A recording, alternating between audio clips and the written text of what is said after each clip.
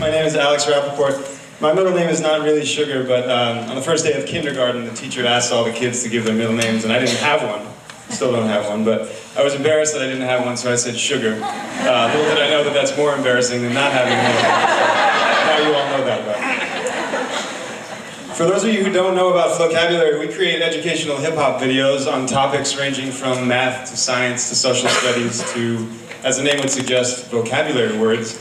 And Flocabulary at this point has around 500 videos that we've produced over the last 10 years, and the program is used in 20,000 schools around the world.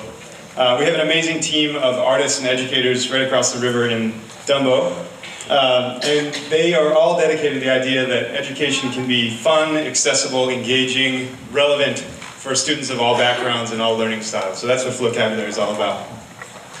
And today I want to talk to you a little bit about writing academic rhymes, which is actually what we're going to do together today. You know, despite the success of Flocabulary, people always ask me, why rap? Like, why would you do that? Why would kids write rhymes in the classroom? Well, the answer is actually quite simple. For one thing, kids love music. And in this country, we stop teaching kids through music around age 4. When they get to kindergarten, it's all serious business. Testing, middle names, is the heavy stuff, right? But in preschool, it's music. It's the fun stuff. So kids love it. And there's also something else about rap. The human brain has an amazing capacity to absorb, retain, and recall rap lyrics. If you've ever found yourself rapping along to a song from the early 90s, you know what I'm talking about. I could rap a little bit for you now. I'm not going to do that. I'm not a rapper. But the other thing that's interesting about this is that rap is based on 3 of the most powerful mnemonic devices that we have in human existence. And those are music, meter, and rhyme. Right? These are age-old techniques that for thousands of years, bards and troubadours and copywriters and preschool teachers have been using these 3 techniques to get information to stick in our brains. And to demonstrate that, the power of music, meter, and rhyme, I'm going to do a little pop quiz about a historical date. Just what you want on a Friday morning, I know. So, the question is, this is an easy one, I think. What year did Columbus sail the ocean blue? And how did you know that? The rhyme with blue, right? It's amazing to me that this one date, the answer of course is 1492, this one date is stuck in our heads, and as soon as we hear the words ocean blue, our brain generates the words 92. It's that power of the rhyme association. You will be on your deathbeds remembering when Columbus sailed the ocean blue. We can't get rid of it. We don't know where we learned it. We can't pinpoint that moment, but we will never get rid of it.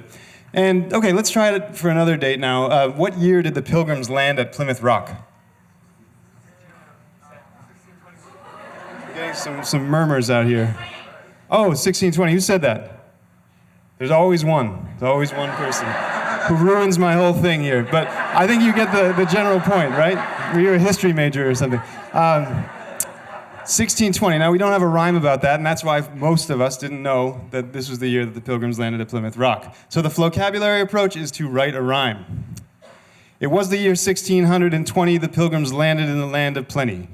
It was the year 1620 the Pilgrims landed in the land of plenty.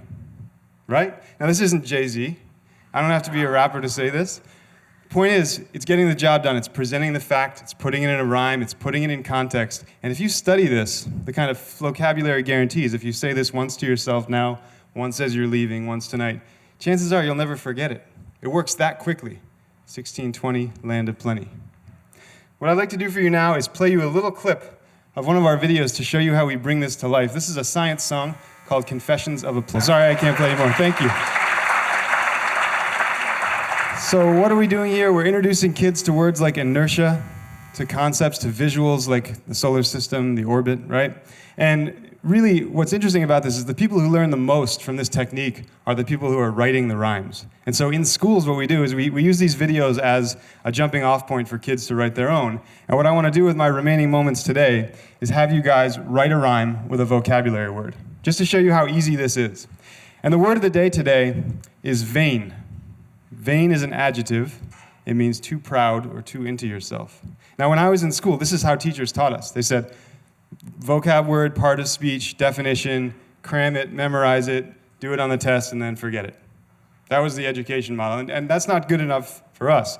We want lifelong learning, we want lifelong connections. We want that fourth grader who learns vain to use this on her college essay, right?